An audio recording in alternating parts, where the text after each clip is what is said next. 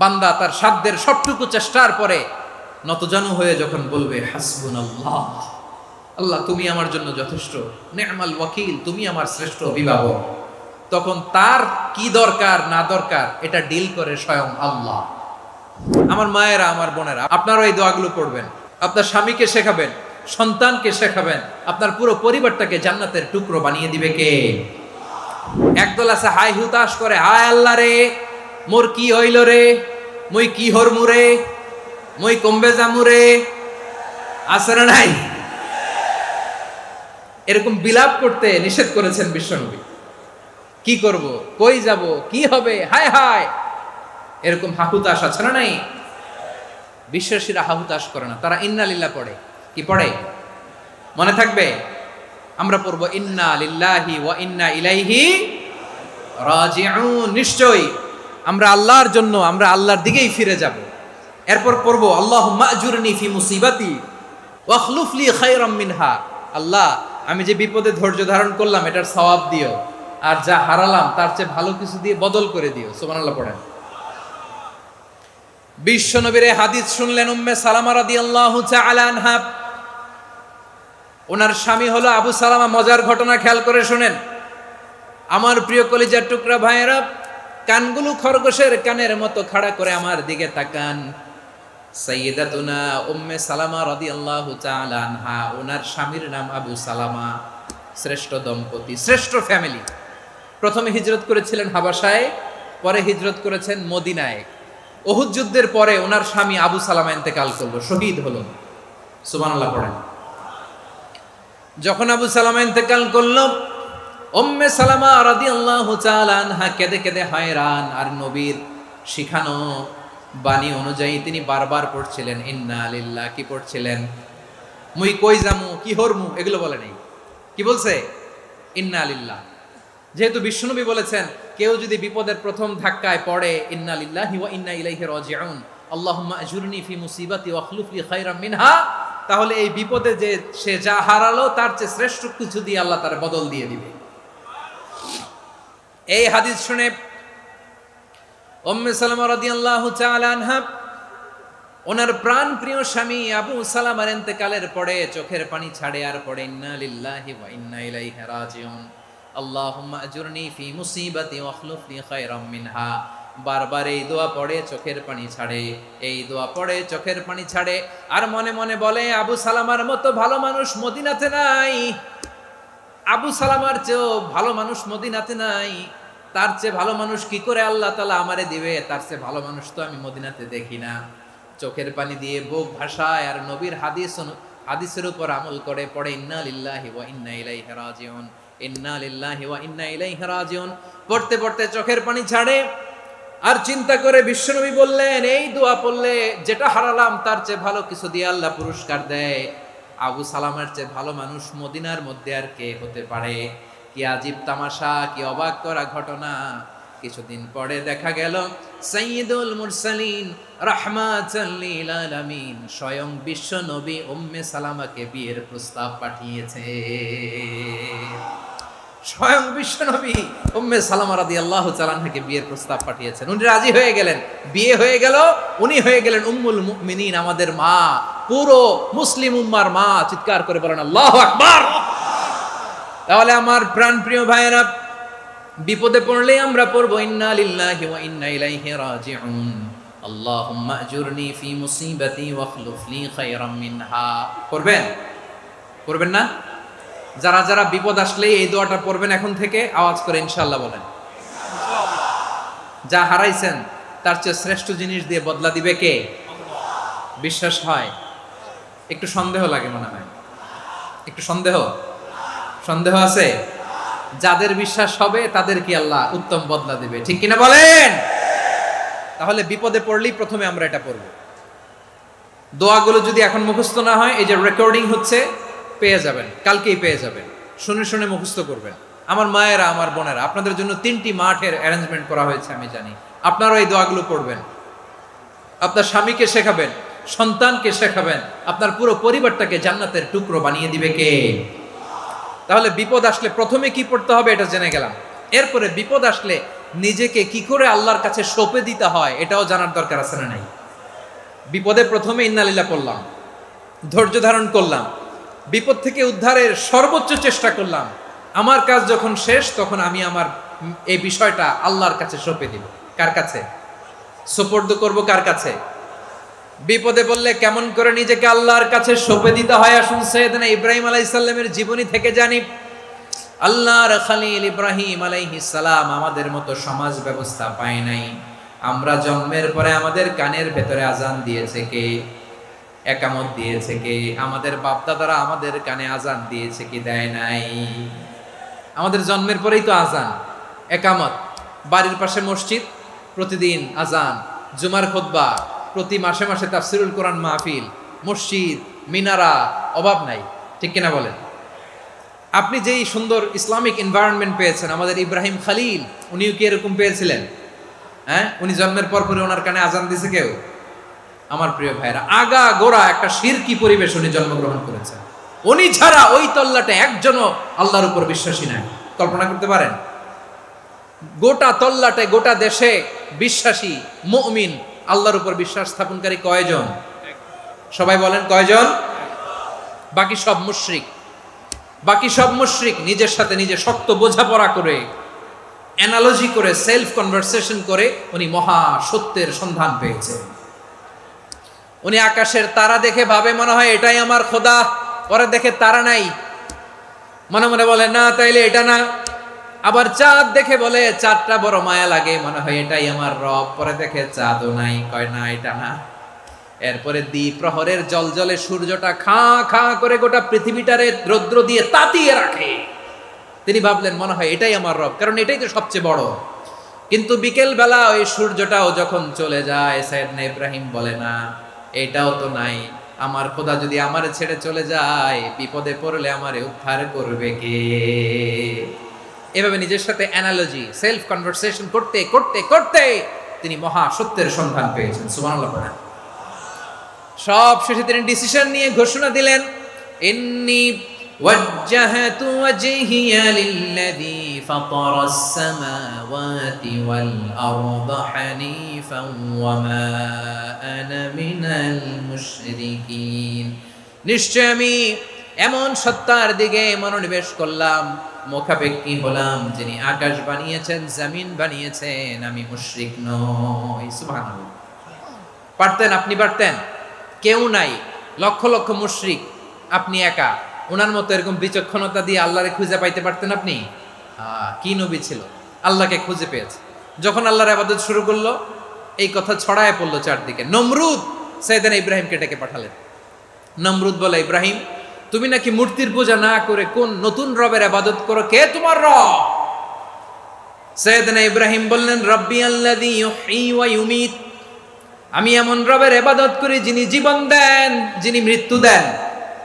নমরুদ বলে, তাই নাকি? তোমার রব জীবন দেয়, মৃত্যু দেয়? আর এটা তো আমি দেই, আমিও তো জীবন দেই, আমিও তো মৃত্যু দেই।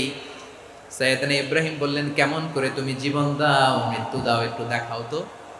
নমরুদ জেলখানা থেকে দুজন কয়েদিকে ডেকে আনলো। কয়েদি এনে অর্ডার করলো, একটাকে এখনই শিরোচ্ছেদ, হেড অফ, ডেথ পেনাল্টি, মৃত্যুদণ্ড দেয়া হলো। ফিনকি দিয়ে রক্ত বেরোলো। নমরুদ বলে, দেখো দুজনকে ধরে আনলাম, একজন কয়েদিকে দিলাম ডেথ পেনাল্টি, মৃত্যুদণ্ড, ওরে মৃত্যু দিলাম।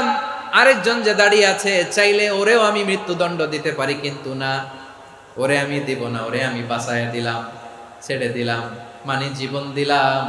দেখো ইব্রাহিম, তোমার চোখের সামনে একজনরে মৃত্যু দিলাম, আরেকজনরে জীবন দিলাম। আপাত দৃষ্টিতে তাই তো, একজনরে তো জীবন দিল, আরেকজনরে মৃত্যু দিল। সাইয়েদনা ইব্রাহিম এবার বিপাকে পড়ে গেলেন। কিন্তু এক একজন নবীকে আল্লাহ এমন উইজডম, বিচক্ষণতা দিয়ে এই জমিনে পাঠিয়েছেন। মুহূর্তের মধ্যে আল্লাহর খলিল ইব্রাহিম বললেন, فإن الله يأتي بالشمس من المشرق فأت بها من المغرب فبهت الذي كفر। আল্লাহর খলিল ইব্রাহিম বললেন, নমরুদ বুঝলাম তুমি জীবন দাও, মৃত্যু দাও, দেখলাম, কিন্তু আমার রব, আমার আল্লাহ প্রতিদিন সকালবেলা উষা লগ্নে ওই পূর্ব দিগন্ত থেকে সূর্যটাকে উদিত করেন, সাঁঝের বেলা, বিকেল বেলা, কুথুরি লগ্নে, সন্ধ্যা বেলা ওই দ্বিপ্রহরের জল জলে সূর্যটাকে পশ্চিম দিগন্তে ডুবিয়ে দেন।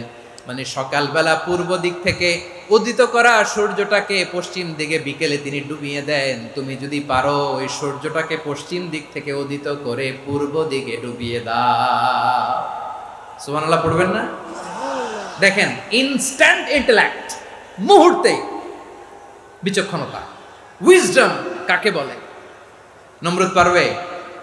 নমরুদের বাপ পারবে? ওর 14 গোষ্ঠী, গোটা বিশ্বের সব ক্ষমতাধর রাষ্ট্রনায়করা একসাথে হলে পারবে? ফাবুহিতাল্লাযী কাফার, পারে নাই, ব্যর্থ হয়েছে। এবার তেলে বেগুনে জ্বলে উঠেছে, রেগে মেগে আগুন বলে ফালকুহু ফিল জাহিম। ওর সাথে তর্ক নাই, না পেরে এবার এটারে আগুনে ফেলা। বিশাল বিশাল গাছ কেটে লাকড়ি এনে আগুনের কুণ্ডলি বানানো হলো, দাও দাও দাও দাও করে আগুন জ্বলে। আল্লাহর খলিল ইব্রাহিমকে আগুনে নিক্ষেপ করা হবে। আল্লাহর খলিল সাইয়েদনা ইব্রাহিমের হাতের মধ্যে রশি দিয়ে টাইট করে বাঁধা হলো, পায়ের মধ্যেও টাইট করে রশি দিয়ে বাঁধা হলো। আল্লাহর খলিল ইব্রাহিমকে আগুনের কুণ্ডলির মধ্যে ফেলা হবে। ও মিয়া, আপনি যে বিপদের কারণে ভয় পান, হতাশ হন, এটা কোনো বিপদ ওনার বিপদের সামনে?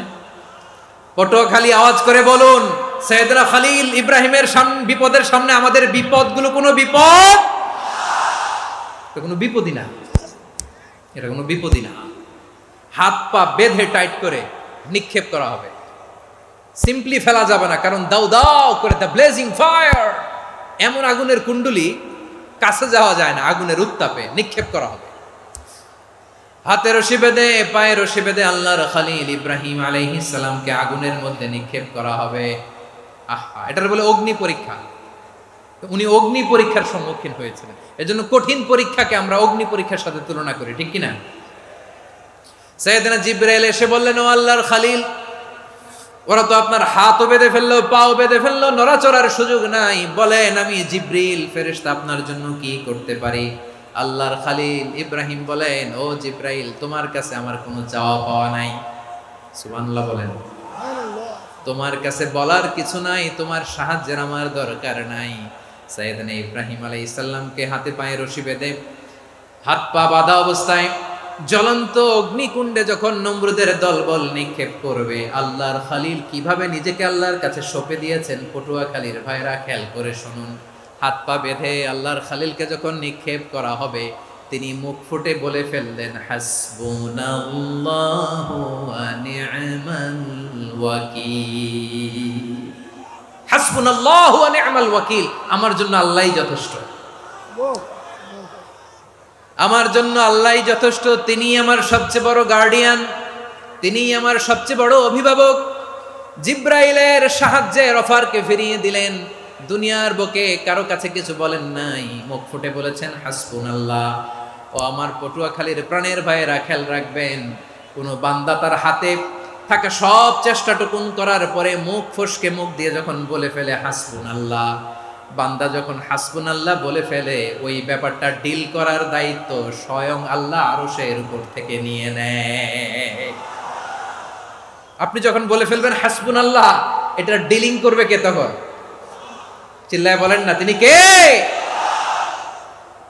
বান্দা তার সাধ্যের সবটুকু চেষ্টার পরে নতজানু হয়ে যখন বলবে হাসবুনাল্লাহ, আল্লাহ তুমি আমার জন্য যথেষ্ট, নি'মাল ওয়াকিল, তুমি আমার শ্রেষ্ঠ অভিভাবক, তখন তার কি দরকার না দরকার এটা ডিল করে স্বয়ং আল্লাহ।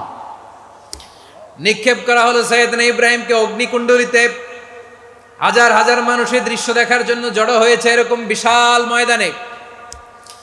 কিন্তু কি অবাক করা ঘটনা, সবাই ভয় পাচ্ছিল, না জানে কি হয়ে যায়। আল্লাহর খলিলকে যখন আগুনের কুণ্ডলিতে নিক্ষেপ করা হয়, আল্লাহর খলিল ইব্রাহিম আগুনের কুণ্ডলীর মধ্যে বসে বসে মানুষগুলোর দিকে তাকিয়ে হাসতে শুরু করে দেয়।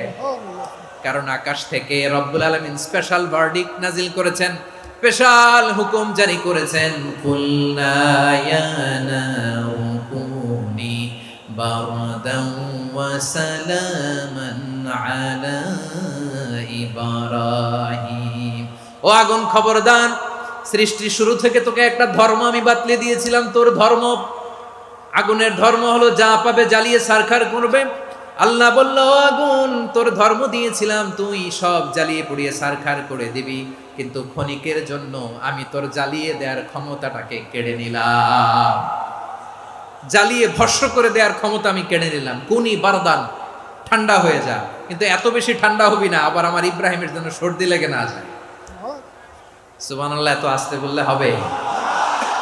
কুনি বারদান, বার্দ মানে বরফ, ঠান্ডা।